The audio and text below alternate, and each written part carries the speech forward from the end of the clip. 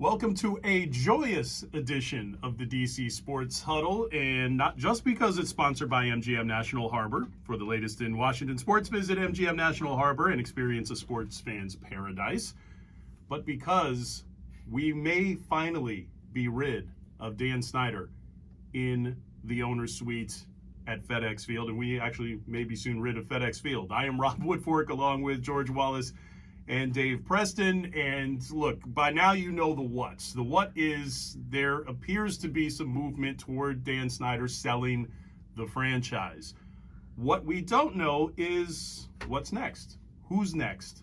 There's been a lot of talk. As a matter of fact, as of this recording just now, we are just now starting to hear Jeff Bezos, who's at the top of everybody's list because of how obscenely rich he is in the mix with Jay-Z to perhaps step in and purchase the Burgundy and Gold. Now, I'm all for a little rhythm in the owner's box, but guys, who do we think would be the perfect person to step in at this very crucial juncture in the franchise's history, George Wallace? Well, if Bezos is in fact interested, then it shouldn't take a long time. I mean, he's got to stroke a check. Well, that's what I'm saying. Like, he can do that. He's got anytime. that on the couch. He's correct. And you bring in Jay-Z, who's always wanted to kind of get involved. I mean, that's a great 1-2 combination. I think the NFL would love to have Jay-Z. I think the NFL would love to have Bezos. I mean, he's got his own night. He's got Thursday night. He's got his own night already. So I think fans would love that. But again, it's and he does have a deal with the Washington Post. He's not really the head of Amazon anymore, right? So there's no real conflict there. He does whatever, he's got his Thursday night. We know that. But although Snyder doesn't like him because of the Washington Post connection. But again, and I get that. But if somebody gives you $7 billion, that's 7 times what you paid for the franchise. And Dave Preston's giving you 5.5, and Bezos gives you 7. You can learn to like the guy a little bit, right? Right? Good point. I mean, I'm sure that's what you have. I have 5-7 headed there. But I think that I think is what fans are leaning towards. And then you have other guys with local ties, which fans would love to see too. But I think the ideal situation is that because it's been talked about, is that Jeff Bezos is a guy that if he wants to get involved in ownership and you bring in a guy like Jay-Z, I mean that's a slam dunk for me. And that's the thing. People have been talking about guys with local ties. Josh Harris, who owns a piece of the Sixers, that's a guy who's been named in connection. He does have the local ties, but may I remind you that Dan Snyder is a local guy. So I feel like the local ties thing is not something that you necessarily have to have, Dave Preston. Here's there are a couple names that come about. I think was it Brian Allen, Byron Allen, who and he was on Real People way back when. So we're talking Sarah Purcell, we're talking Skip Stevenson, we're talking the show that went toe to toe with That's Incredible way back when. So we've got that going for us. Deal. Yeah. If there was one certainty in this episode, is that Dave Preston was going to say something referencing a show that I never heard. But Allen's also put together a bid before. Yes. So here's a name that I don't think anybody is. You talk about someone who thinks globally, someone who has a ton of money, someone who is a major brand. LeBron James. Oh, why not? Why not? Here's a guy, he played football before he realized that basketball was his thing in Cleveland. He's an LA guy, but this is a world where you can easily be bi-coastal. Washington is the capital of the free world, in effect. And also he's looking for a new team to root for since he's abandoned the Cowboys. Right, pretty much, yeah. So I think that when you think outside the box, he's a guy who not only does he have a ton of money, he could also put a group together. That would be he could be the perfect face of the franchise. The NFL would love to have his brand at their disposal. What a turnaround that would be. You go from having a despised owner to having an owner that so many people are behind. And if there's been one issue with Washington over the years, it has been the fact that they were the last NFL team to integrate in the early 60s. And a large part of the Chocolate City never embraced them. I think you would see a complete 360 right there with one of the best spokesmen of his generation, LeBron James, coming to DC and saving this franchise from the clutches of Dan Snyder. And I think you touch on something that I was actually about to get to, and that is the importance of Washington. And I'm not saying they have to get a black owner or they have to get a minority owner, but it is important for them to create an equal playing field in terms of having as diverse a bidding as possible. When we saw the Denver Broncos up for sale earlier this year, Byron Allen was in on that and made a competitive bid. Jose E. Feliciano, who you want to think that that's the Feliz Navidad guy, you can't get billions of dollars off the. It's a great song. Don't get me wrong, but you're not getting billions of dollars in terms of royalties off of that. This is a different guy. He's runs Clear Lake and is a co-partner there. He's worth $4.3 billion in the last valuation. That was a guy who also made a bid for the Denver Broncos. He's of Puerto Rican descent, so that is more diversity at the table there. But that's the most important thing. The NFL has been very performative with the diversity, equity, and inclusion, and that's one thing that we've heard a lot about in newsrooms and businesses across the country is diversity, equity, inclusion. Well, you need to have more diversity in your leadership in order to truly achieve that. And I think in the NFL, we've talked ad nauseum about the problem with the lack of diversity among the coaching ranks, in front offices, certainly in the ownership, because there's really only one owner of color, technically two if you count the Pagulas in Buffalo, because Mrs. Pagula is of Asian descent. So you need that in the ownership ranks. And as you alluded to there, Dave, Washington would be the ideal landing spot for that because of the history with racism, both with being the last to integrate and also with the nickname that it had for the better part of 90 years.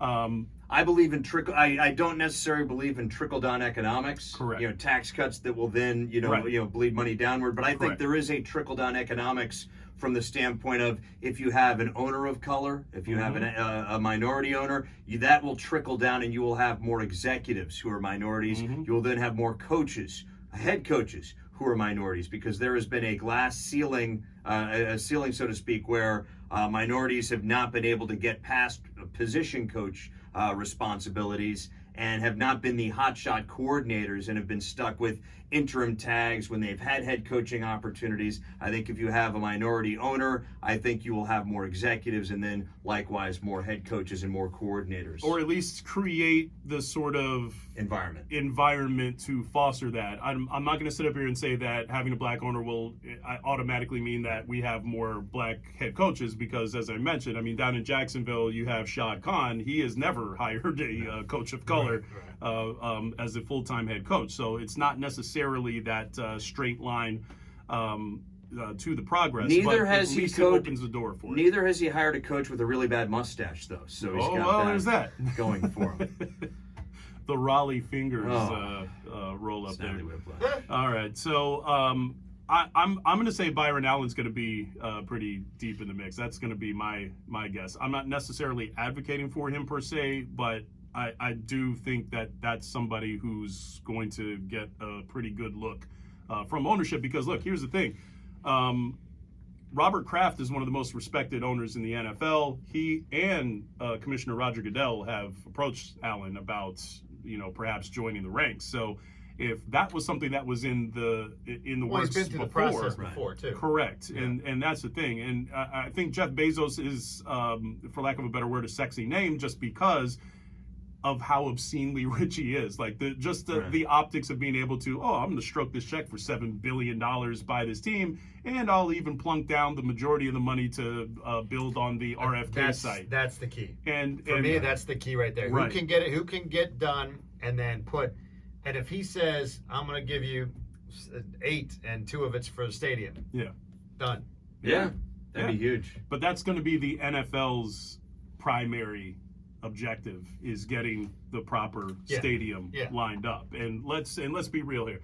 That is their number one objective here is to get somebody in here who's going to not only not tarnish the shield, right. so to speak, but somebody who's going to get a state-of-the-art stadium built in Washington, D.C., because we've talked about this before. I think you used the term sleeping giant. I mean, that's what Washington is. Right. This is a large top 10 market. This is a place that can fill one of those state-of-the-art stadiums, and this would be a desirable site for a Super Bowl, and that is ultimately what I think the NFL is looking to do, and that's the most important thing above. And they're going to prioritize that above diversity. That Correct. I'll say. I think, and that's why I think we're at where we're at right now, because Dan knows he's not getting money from the NFL, any more money from the NFL. He already got money a couple of years ago to buy out the minority owners who are now, who are suing him anyway. And they're not going to give him the money that they usually do for a new stadium. Nobody wants to do business with the guy, D.C., Maryland, or Virginia. And the NFL is like, we can't keep going with that dump that you got in Landover. No, so I think, and just the fact that people yesterday even talked about new ownership means all of a sudden RFK is back in play. I think, I promise you this, the filling a stadium, we don't build ginormous stadiums anymore, but I promise you, you build, if you get this done and you're back on that site, I promise you, you're going to have majority Washington fans back in the stadium, and you'll fill it.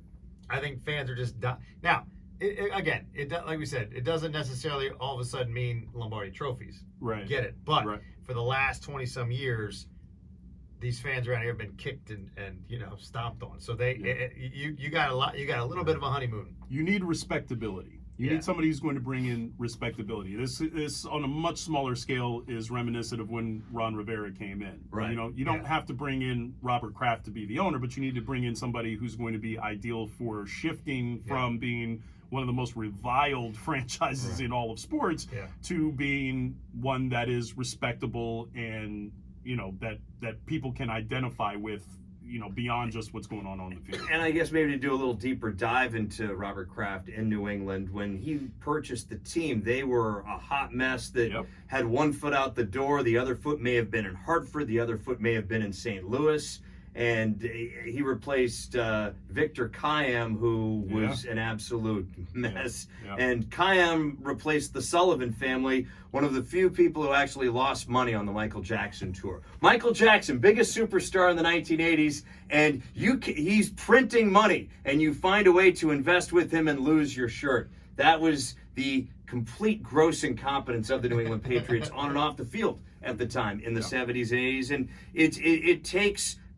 that's what it takes to turn a franchise around. And over the last 23 years, we've seen a lot of different people in a lot of different roles in Ashburn, in Landover, here, there, and everywhere. But it does really, I think the Robert Kraft model is that with the right ownership in place, and it's not as though he's a rocket scientist, and it's not as though he's absolutely pure as the driven snow, as we've learned, but an upgrade in ownership can really set the table for something special. And that's what I hope if this process happens, because it's just intention of transaction. So for all we know, the Snyders are looking just for somebody, new minority partners or something along those lines. But in my opinion, if you put this card on the table where we've talked to the bank, it's tough to pick that card back up. And I think that if this leads to an eventual sale, this is our own Steve Dresner, who does work with us in traffic and in sports. He does a lot of work with the NFL Network, and he says this process is 6.5 to 7 months, or at least that's what it was for the Broncos when they made their move. So this is going to be a long process, but it's encouraging to those people who have been underwater for the last 23 years. And it's encouraging that it's begun. It's one thing if we're further along. I think we're further along than we think. For them to say you've already got for the Forbes article to say you got 4 or 5 groups interested already, you're doing this. You don't just hire a bank overnight to do it. I think they know he's back against the corner. And who knows? I mean, Tanya's been at these meetings, right? Without him. Maybe the owners are finally say, look, Tanya, we've got these votes. We've got them. Just don't. You're gonna go kicking and screaming. Just you got to get your boy. And for all we know, the NFL owners haven't. Perhaps they've come and they've said, hey, listen, it's either we vote and get you out of here, or you come up with the idea that it's your idea. Yeah.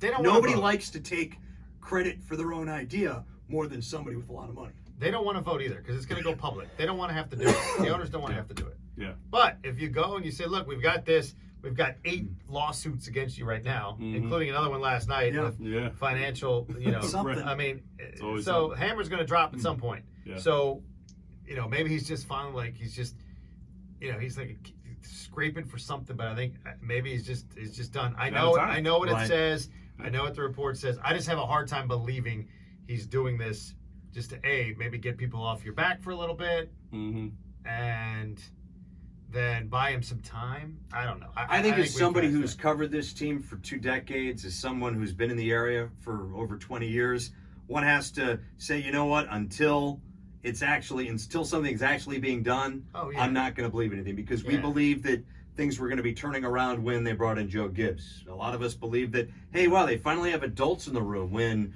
Bruce Allen and Mike Shanahan came in. So, and there was hey, things are on the right track again when they brought in Ron Rivera. But until there's a new owner, and that might be another year or so, I'm not going to be holding my breath. But this is, at least, I do like how the wheels of justice are in motion. And like an iceberg, there's a lot that we don't see behind the curtains at the NFL. Right.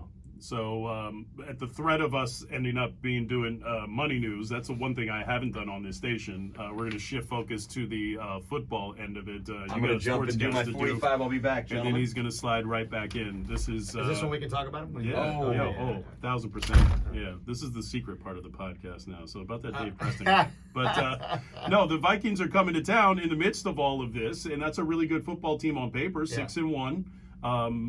And they come into FedEx Field. It's Kirk Cousins' return to FedEx, as great as he was here. No, he wasn't great.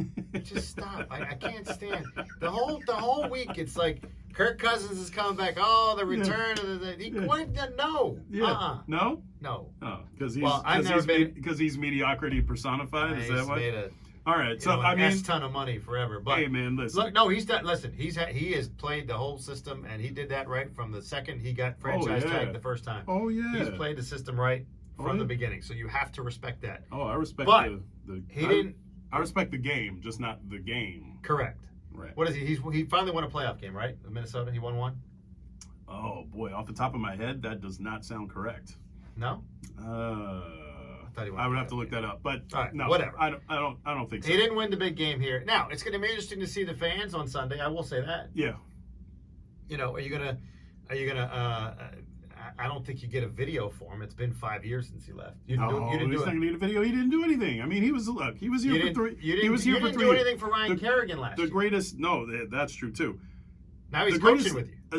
The best thing I can say about Kirk Cousins is the greatest ability is availability, and he didn't miss any. Yeah. He didn't miss any starts. He played well. He provided some level of stability for the position at a time where they had none and hadn't had any for a long time. So I give him credit for that. But he's a guy. He doesn't move the needle. No. And this is. And honestly, that's basically what the Vikings are. Yes, they are 6-1. Right. They haven't played anybody. No. Their best win was against the Dolphins. Was that it? That's it. That's their best win. Everybody else is like, Who was their loss? their one loss. No, their one loss was Philly on a Monday night. Right, that's right. So good for you. That's right. Kirk Cousins in Monday night primetime. Yeah. Right, and they got the doors blown off them. Yeah. So that tells me right there, kind of a fraudulent 6. And you look at the statistics; they're not great at anything. They're not great at running. They're not great at stopping the run. They're not great at. I think they're ranked 4th against the pass this year. But I think that's a byproduct of them having a good pass rush and not necessarily the coverage on the back end. But look, I think coming to FedEx Field, I think the Don't you emotional dare say that coming on the road is going to be a hostile. No, not at all. I think it's more so about Kirk Cousins because There's not a new owner yet. Although, do you think Sunday with this news there will be more? That was the next thing I was going to say. That was the next thing I was going to say. I think this is going to be a crowd that has the most juice, and that is be the most pro-Washington crowd we've seen in a long time. Did Vikings fans already have all these tickets? I mean, that's entirely possible. But how many Vikings fans are there really? Yeah, but I I understand that, but Donnie from Duluth, come on. But we always say that, and then the stadium's full of That's true. Titans Lions fans, and Lions and Jets. I mean, no, you're Jets, right. not Jets, You're right. But look, I just think that there's going to be an emotional component to it for Kirk. And I think that he doesn't process well when that's the case. With prime time, with coming back here, I think that it'll have a prime time sort of impact on him.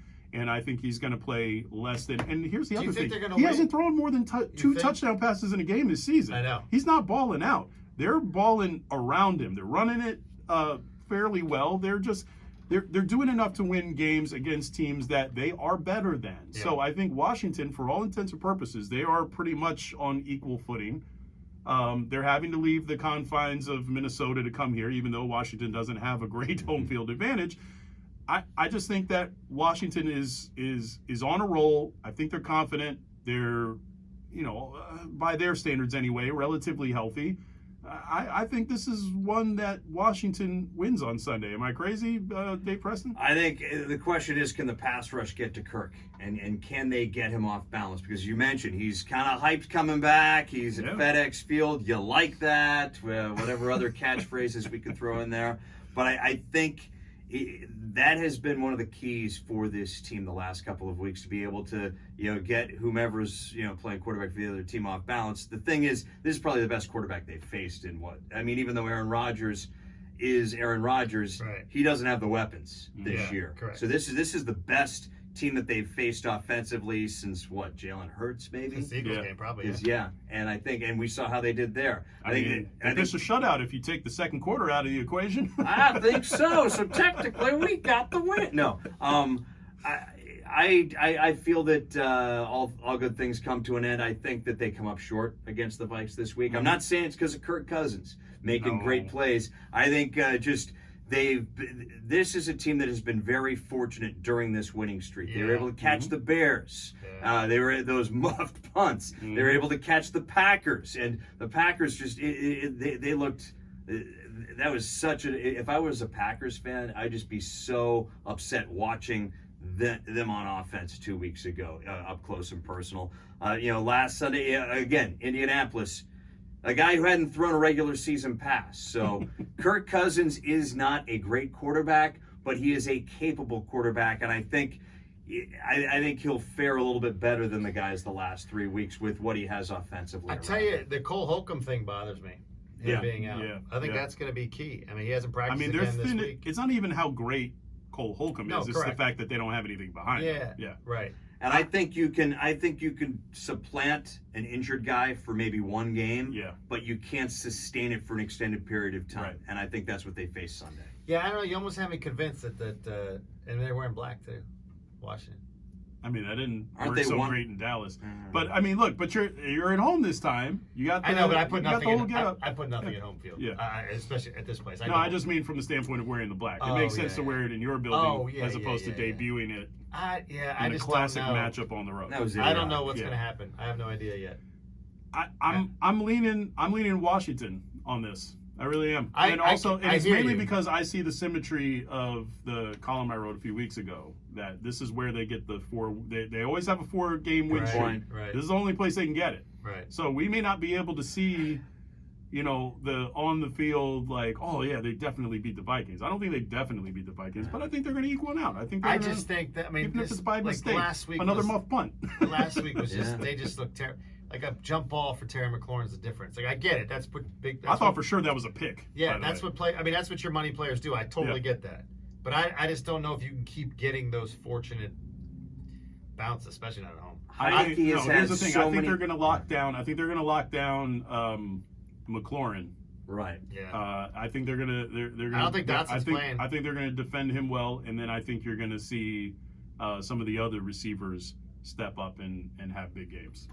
I feel that Heineke has gotten away with so many near picks. Right.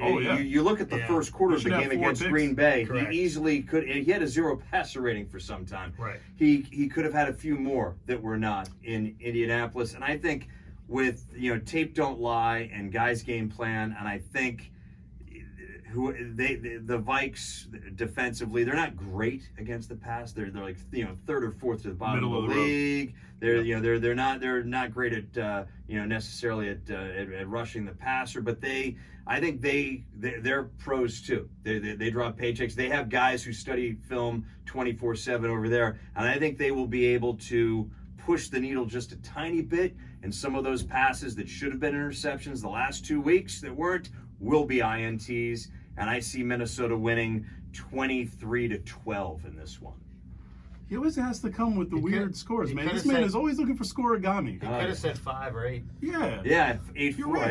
I did 4 1 week. I think it runs out this week. But on the other hand, what Heineke's got going, You guys are on the right track on this, though, is that it's going to cut, because if you look at the turnover ratio for these two teams, Washington is toward the bottom of the league at +4. Yeah. And Minnesota is, I believe, tied for second with plus or -7. Yeah. Wait, Yeah. I'm saying that backwards. Washington has four more Yeah. turnovers I see what than you're saying. takeaways, Yeah. and it's -7 for the or +7. +7, -4. Whatever, Yeah. 7 And more. the thing is, too, is that 7 on the good side. This win would improve the Vikings to 7-1 for their 2-6 fade in the second round. So, kinda nice. Kirk Cousins. Remember the. First of all, the How Do You night- Like Me Now after the Green Bay game, and gosh, they were 6-3-1. They lost 4-6 down the stretch. This is going to be the apex. He's like, I've conquered all my demons. That's the thing, I am it's like- there, and then boom, And then he they plays go at into the night, and then They're Sure. dumpster. not a great 6-1 team. That's where No, I'm but with you that's on that. right, and that's what I I'm know. saying is at some point the turnover thing tends to even out. What's so the spread? I think it's 3. I Three think and the a half? Vikings are 3-point Three. favorites, which is almost like a push It's because like a they're on home the road. team, Yeah. home field 3 points. Yeah. I'm gonna take Washington. I'm gonna Okay. take Washington 21-20. This is a total toss up. I could go either way. But since you're making me do it, and you're I just am. really What's really your mean, score? I'll Give go. us a score. I'm not. Hey, I'll give you a score. You got somewhere to go? Yeah, pretty much.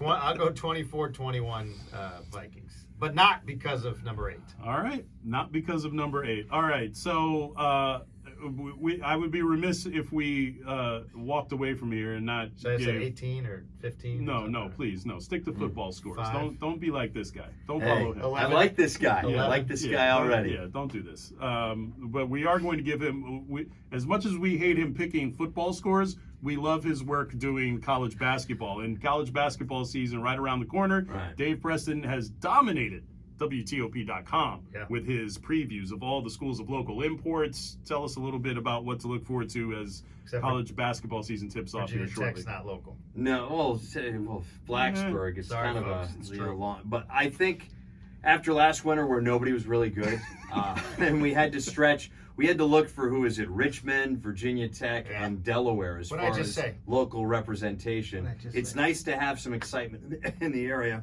Look at him. He's I getting think- choked yeah, up over it exactly. already. Look at this. I think Kevin Willard's going Loves to bring. college basketball. I think Kevin Loves Willard's it. going to bring an exciting brand of basketball Yeah. to College Park. It's going to be messy, going to be sloppy at times, especially the first year. But I think it's going to be a style that fans will pack the arena to see and will be excited about. He's brought a lot of Gary Williams saltiness to the Oh. court, as opposed to Kevin Turgeon's sedateness, I guess, if that's a term. Georgetown, completely revamped team. They actually have a kid from Manchester, New Hampshire, went to my high school West for 2 years, but who knows what they're going to do. They lost all 19 games last year in the Big East. There's no way they can be that bad because they played 20, so even if they are winless, they'd go 0-20. But I think they should be much better. Yeah, could you imagine that again? That would be rough. Yeah, that would be Wow. just really bad. There's Patrick Ewing would have to go if they go. Oh, I was 0-20. going to say, there's no way he They would, survives that. they would have to make a change there. So they should be much better, even though they're picked to finish 10th. I think in the Big East. American is How looking many, to how many teams are in the Big East? 11. Oh, okay. It's not like the Big 10 that has 14 schools, or the Big 12 Big that has 12. 10. Yeah. I think there are some possibilities at GW and George Mason. Yep. Patriots return the A-10's leading scorer in Josh Adoro, Kim English in the second year there. So I think Mason will be further along than GW first year for Chris Caputo, although even though he's new, most of those guys, including Ricky Lindo Jr. and James Bishop, are back from last year. So while they're getting to learn him, they kind of still know each other.